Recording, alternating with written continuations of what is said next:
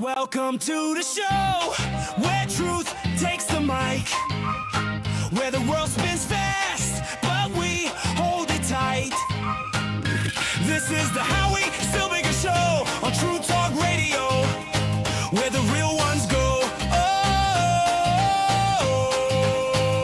Oh, politics, passion, the news of the day, no filter, no fluff, just the Silbiger way. So buckle up tight, let the debates flow. This is your hour, the Howie Silbiger Show. Silbiger Show. Silbiger Show.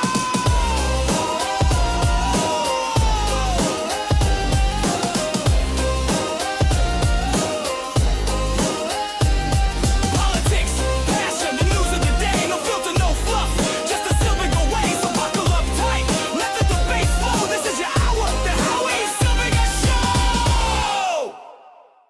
And welcome to the program. My name is Howie Silbiger, and it has been a few days since I've been on. I was on with Political Hitman just a couple of days ago, and I did a very quick show, and I wanted to expand a little bit on what we were talking about there.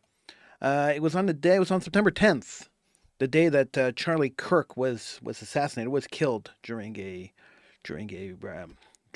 presentation at a university. He was shot dead.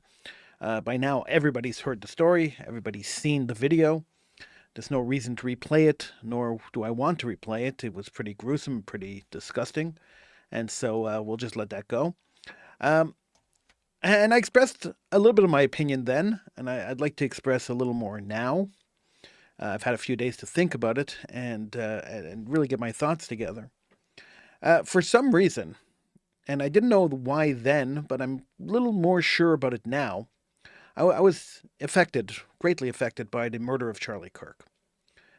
I didn't particularly agree with everything he said. He is evangelical Christian, which means that he automatically supports Israel, because in the book of Revelations it says that the ingathering of Jews into Israel will speed up the coming of Messiah. So evangelical Christians, the recoming of Jesus, not the coming of Messiah, the recoming of Jesus, the second coming. And therefore, evangelical Christians are always in support of Israel. And so, understanding that, I understood that his love for Israel and his love for the Jewish people was mired in this idea that anyone who doesn't accept Jesus at the end of the line will be condemned to hell. So I get his support for Israel. And if he did make some anti-Jewish remarks over the course of the years that he was active, that's possible too. Because that's the way religion works. Sometimes one religion disparages another, and sometimes one belief overlaps another or is counter to another. That doesn't really bother me all that much either. I don't really care much about what Charlie Kirk spoke about or what he believed. I know I didn't agree with a lot of it. But what I do care about is that he had the right to express his opinion. He had the right to go to university campuses and speak to students. He had the right to live. There are many of us who go out and speak in public a lot. I'm on here a lot, and I've been a public figure for a very long time. And every time we see a public figure get killed because he expressed an opinion, or get killed because they appeared in public and some lunatic didn't like them, it instills a certain fear into people who speak in public, people who express an opinion. Because you never know when you're going to trigger some lunatic and he's going to grab a gun and try to go after you or your family. You never know. And this is really what concerns me and what concerns many of the political pundits out there who express an opinion on a regular basis. Now, we could lower the temperature, and on this show, I allow anybody who wants to come onto the show. I haven't had many guests in the last little while, and it's not from lack of trying to get guests. It's lack of people who are opposed to my position wanting to come on and debate with me. So I invite people, and they turn me down, because we live in such a polarized world today that even people who disagree with you, where 10 years ago and 15 years ago and 20 years ago, it was never a problem to have a debate on the show. It was never a problem to get somebody who disagreed with me to join me on the show so we could talk about it, and we could agree to disagree at the end. That's fine, but at least we could have a normal discussion. That doesn't happen anymore. Unfortunately, people who disagree with me refuse to come onto the show. And so no matter how many invites I send out, no matter how many times I call people, no matter how many times I text people or email people and ask them, hey, come and guest on the show, they turn me down. And they turn me down because, for various reasons. And it's always some excuse, I have no time, blah, blah, blah. They always have an excuse. But the end result is that they don't want to hear my point of view. That I'm open to hear their point of view, but they're not open to hear my point of view. And that kind of closed-mindedness is what leads people to pick up a gun and shoot people. Because if you don't understand both sides of the issue, if you don't understand both sides of the story, you can't really debate it. And if you live in a vacuum, or you live in a bubble, an echo chamber where all you hear is the same opinion over and over and over again, for instance, people who only listen to CNN and won't turn on Fox News or won't turn on another network, but they only listen to one network. When you live in that kind of bubble, what happens is you become obsessed with that point of view. And becoming obsessed with that point of view means that anybody who has a point of view outside of that point of view, you don't consider either legitimate, you don't consider viewpoint legitimate, you don't consider person legitimate. And then when you start dehumanizing people who have that point of view, which the networks do, then suddenly they become subhuman. And when people become subhuman, they become expendable. And when people become expendable, then it's easy to pick up a gun and shoot them because they're not really human. They're monsters. They're Nazis. They're neo-Nazis. They're KKK members. They're white supremacists. They're subhuman. They deserve to die. And that's what happens over and over and over again when it comes to people expressing their opinion being assassinated. Is that at one point or another, these people were dehumanized and then they were killed. And we see that happening in politics. We see it happening with politicians. We see it happening with the Jewish people who are now being dehumanized, and the Israelis who are being dehumanized in the media and dehumanized by different activist groups. I'll call them activists. I'll be polite. And we see it happening over and over again, and it's scary. It's scary because we live in such a polarized world where people are living in a bubble and don't realize there's a world that's happening around them. There's a world outside of their bubble. And there are people who have different opinions. Now, I've been saying this a long time on the show, and it's been the truth for a very, very long time, that the left, more than the right, has had this opinion that my opinion is correct, and if you disagree with me, you're a Nazi. You're a white supremacist. You're evil. You're a monster. They use these words with impunity. They use these words as if they have no meaning. But when you call someone a Nazi, I don't think there's a worse insult that you could do to somebody than call them a Nazi.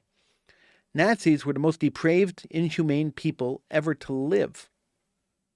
The stuff they did to the Jews, to the Gypsies, to the blacks, the medical experiments, the torture, the murder, the sheer inhumanity they showed towards those people, put them into the single most category of the most inhumane people to ever have lived. The fact that they built killing factories, and they logged how many people they killed as a factory logs how many widgets they produce. Calling someone a Nazi is the worst thing you could say about somebody. I can't think of a worse or more horrible insult.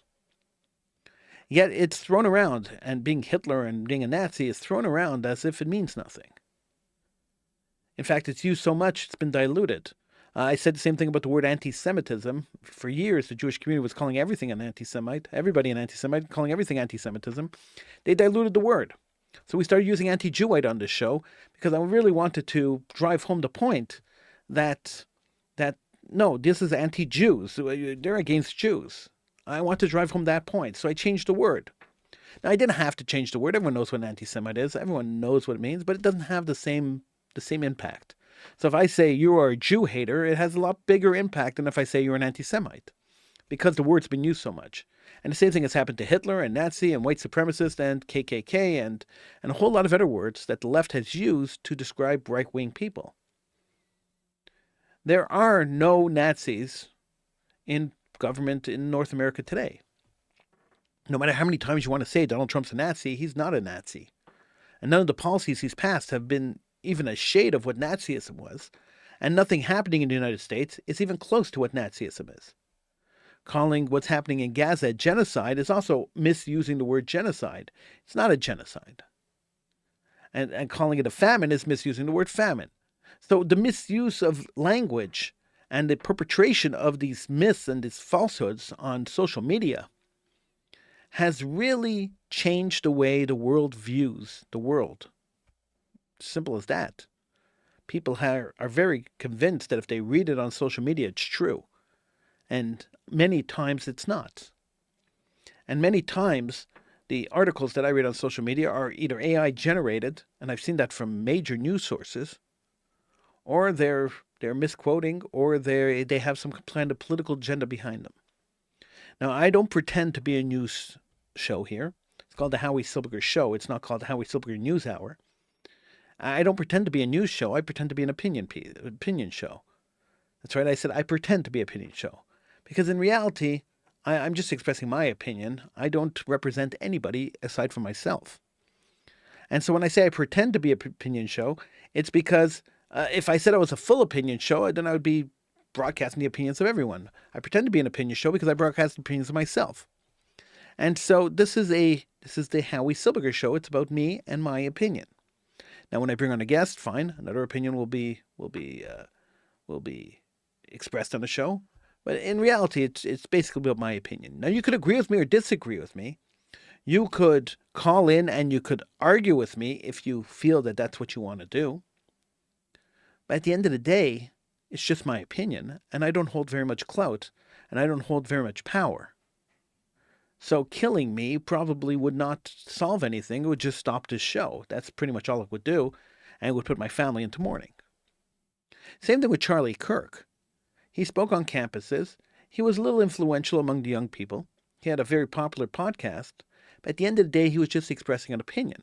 Now, you have the right to agree or disagree with that opinion. That is your right. That is solely your right. You could turn him off. You don't have to listen to him. You don't have to go to his events. And you didn't have to hear anything he had to say about anything. You have that right. You have that option. But silencing him, killing him, taking a father away from his children, a husband away from his wife, is wrong in every sense of the way. There is no excuse for killing somebody for expressing an opinion. And I can't be more unequivocally clear about this. There is no excuse, regardless if you agree with them or disagree with them, if you like them or dislike them, if you like what they say or dislike what they say, there is no excuse for killing somebody for expressing their opinion. Alan Dershowitz, years and years ago, decided that he was going to defend the neo-Nazi group that wanted to march in Skokie, Illinois, which is a very Jewish neighborhood. They were banned from marching by the Skokie City Council, and Alan Dershowitz decided that he was going to represent them. And the quote that he used at the time was, "I may hate everything they say, but I will die, and I will die on the stake to allow them to say it." Because he believed in freedom of speech. He believed in the right for people to express their opinion without being barred or banned from speaking. And I believe in that right too. And I've always have. And so I have always invited people who oppose my position, people who have opposite positions of mine, to be on the show. If you go back 20, 25 years ago, and you continue listening to the archives of the show, you will see that almost every episode I always had somebody who disagreed with me on the show arguing with me. That wasn't to fill time. That wasn't to make it more interesting because I was debating someone. That was to solely send a message that this is an open forum. I always have open lines. You see the number right there on the bottom of the screen. I always have an open line on the show. And the open line is there intentionally so that anybody could call in and we could have a discussion. Now, this show today is pre-recorded, so don't call in. But normally when I do the show live, you could feel free to call in and we could have a discussion.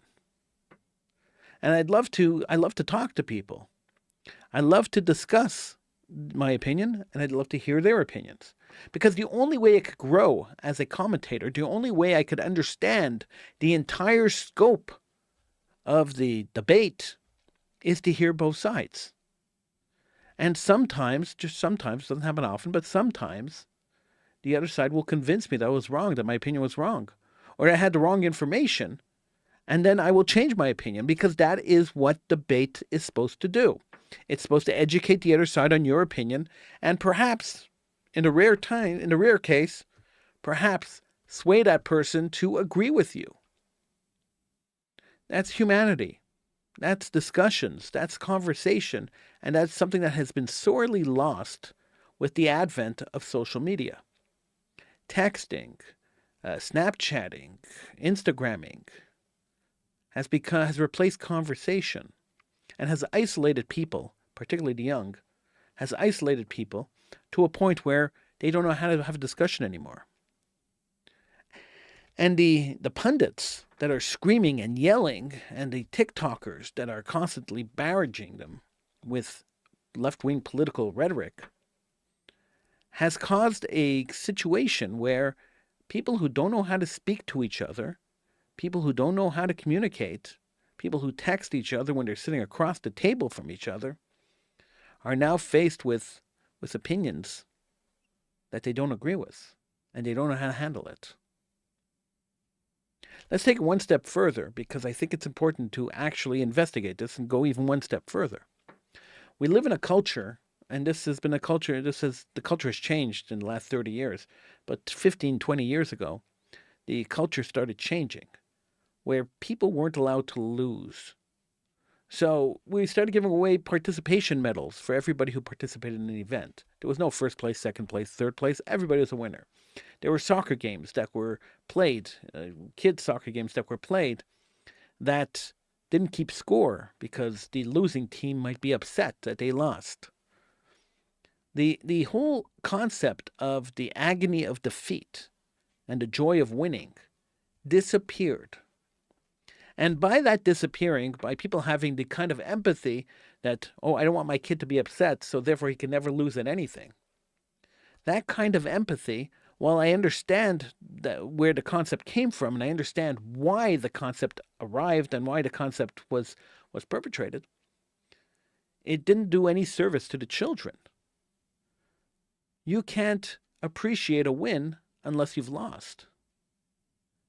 And then if you're always winning and everything is always handed to you and you always get a medal and always get a pat on the back and always get a congratulations, even if you lost 75-1, then what happens when you get to the real world and nobody's padding the score for you?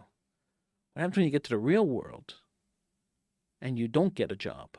What happens to get to the real world and somebody expresses an opinion you don't like? How do you react to that? You don't have the skills to react to that because you've never lost anything in your life. So the job that you lose, and you have no idea what it means to lose something, and suddenly you lost a job, there is no skills. You don't have the stuff inside you in order to process that. And so two things happen. You go crazy and you pull out a gun and you shoot up your old business, or you go to deep depression and you pay a psychiatrist for the rest of your life to try to help you get out of it. This is purely a result of parents not allowing their kids to understand the agony of defeat. So you factor in Instagram and Facebook and Snapchat, where the goal is to get as many likes as possible and many followers as possible. We see on Instagram, you see on TikTok, so many people, so many young people, so many kids trying to get 100,000, 200,000, 300,000 followers. And they're doing backflips and forward flips and telling jokes and doing all sorts of crazy stuff, just trying to get attention. And you wonder, if they're trying to get attention like that, how much attention are they lacking in their real lives? And what happens when that attention goes away? So sure, you're 12 years old, you're a diver, and you're diving off diving boards, and you get 1 million followers, and wow, you're on top of the world. 1 million people are watching you dive off your diving board. And suddenly your account gets shut down. What happens then? Suddenly you don't have the crowds cheering at you. You don't have the people adoring you. You're not so cute anymore. You're not 12 anymore. Now you're 40. What happens then? Unfortunately, The truth is drugs and alcohol. That's what happens then. Like any child star that was on a television show, and you see their downfall, you see the spiral. It's not healthy. It's not healthy for society. It's not healthy for anybody. And it's definitely not healthy for the people who try to express an opinion, try to start a conversation, try to have a conversation. Because it puts us in danger. And it puts us in danger for no reason. It puts us in danger because we don't know, I really don't know who's watching this video right now. I really don't know how somebody's going to react to anything I say. I talk about Israel a lot. I talk about the so-called Palestinians a lot. I talk about anti-Jewism a lot. Who knows who's listening and who knows how they're going to react? So the question is, why do I keep doing this? This is the big question that runs through my head and runs through a lot of my family members and a lot of my friends' heads. They ask me this all the time. Why do you keep doing this? If you're putting your life on the line every time you turn on that camera, if you are saying right now that there are nutcases out there that are willing to kill, I'm not saying it, it's obvious, it happened this week. But if you are saying that there are nutcases out there that are willing to kill because you expressed an opinion, why would you keep expressing an opinion? I had to think about that answer. Why would I do this? Why would I continue to do this?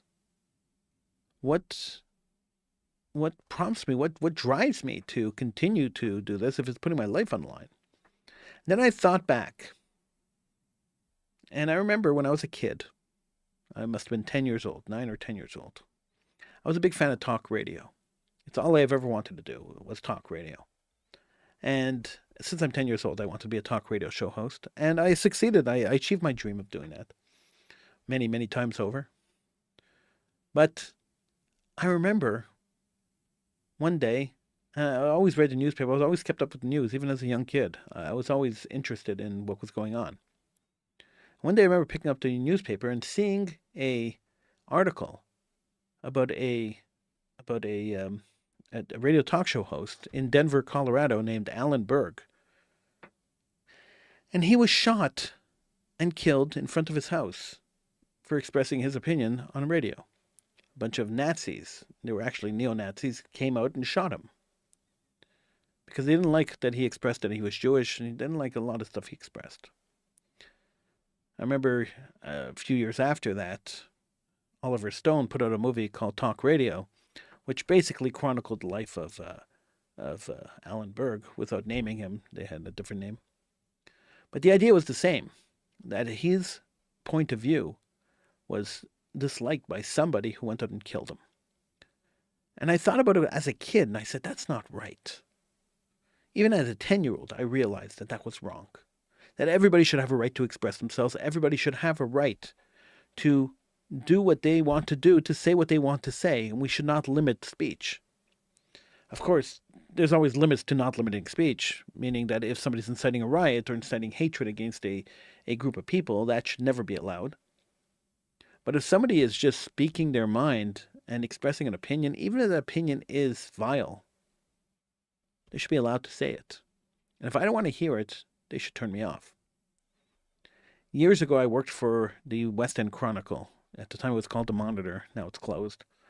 And I wrote an article about Dr. Laura Schlesinger. So right before I'd written the article, Dr. Laura Schlesinger was in a little bit of a controversy where she was on her radio talk show. She was talking to a caller who called for some advice. And she mentioned that she thought biologically that being gay was a biological error, that people are supposed to be programmed to be male and female, and if it's a male and male or female and female, it was a biological error. This was her point of view. And of course, the activists went to town on that and got her TV show. She had a radio show and a TV show, got her TV show canceled. Okay, fine.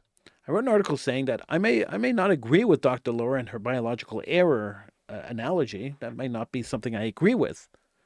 But she had every right to say it. She had every right to express her opinion. And if you didn't like what she had to say, you didn't have to rally to get rid of her show. You didn't have to silence her. You didn't have to censor her. All you have to do is turn her off. As if this show and every other show, if you don't click on the link, if you don't turn on the radio, if you don't look at the show, watch the show, the ratings go down. If the ratings go down to a certain level, the network that I'm on or the network anybody's on is not going to keep carrying you. If they don't get the listenership, they don't get the viewership, why would they keep airing the show? It would be counterproductive. It costs money to put on these shows. It would be counterproductive. Therefore, all you have to do is turn her off. And I said that back then. And of course, when I wrote the article and the letters started coming in, hundreds and hundreds of letters started coming in, the newspaper fired me. Even the editor put up an editorial. He put up an editorial to defend me. He got fired too. So two of us got fired for expressing an opinion. So I understand what it is to be canceled. I get it. At the same time, I understand that we should have the right to express our opinions. And you don't have to read the article. You don't have to share it. You don't have to look at it. You don't have to watch me. You don't have to listen to me. You don't have to do any of this. Nobody's holding a gun to your head saying, do this. So why do I keep going? That's the question. Because I feel that I should have the right to express my opinion. I don't think I have to be afraid to express my opinion. I think being afraid to express my opinion is giving in to the radicals and the crazies. And I'm never going to do that. I've been an opinionated person for my entire life. I've been expressing my opinion on the radio and on the internet for my entire life, pretty much. My entire adult life, at least. And that's not going to change. I don't intend on stepping down. I don't intend on doing the show any less. I don't intend on changing the way I live my life. But when I see something like what happened to Charlie Kirk happen, it makes you think twice. It makes you wonder. And it makes you really sad.